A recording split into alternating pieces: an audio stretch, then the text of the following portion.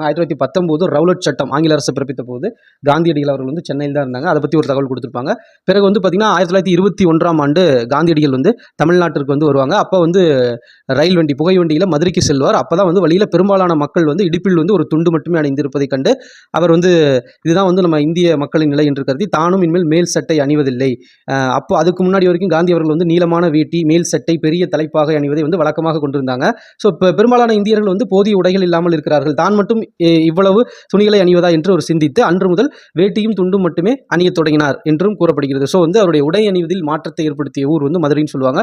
பிறகு வந்து 1937ஆம் ஆண்டு சென்னையில் வந்து இலக்கிய மாநாடு ஒன்று நடைபெற்றது. அதற்கு வந்து தலைமையை வந்து காந்தியடிகள் வகித்துள்ளார். மற்றும் தனக்கும் தமிழுக்குமான தொடர்பு பற்றி மகாத்மா காந்தி அவர்கள் பலமுறை குறிப்பிட்டுள்ளார். தென்னாப்பிரிக்காவில் வாழ்ந்த காலத்திலேயே தமிழ் மொழியை கற்க தொடங்கியதாக கூறியுள்ளார். மற்றும் ஜியு போப் எழுதிய தமிழ் கையேடு தம்மை மிகவும் கவர்ந்த நூல் என்றும் குறிப்பிட்டுள்ளார். திருக்குறள் எனக்கு மிகவும் பிடித்த நூல் என்றும் காந்தி அவர்கள் வந்து குறிப்பிட்டுள்ளார்.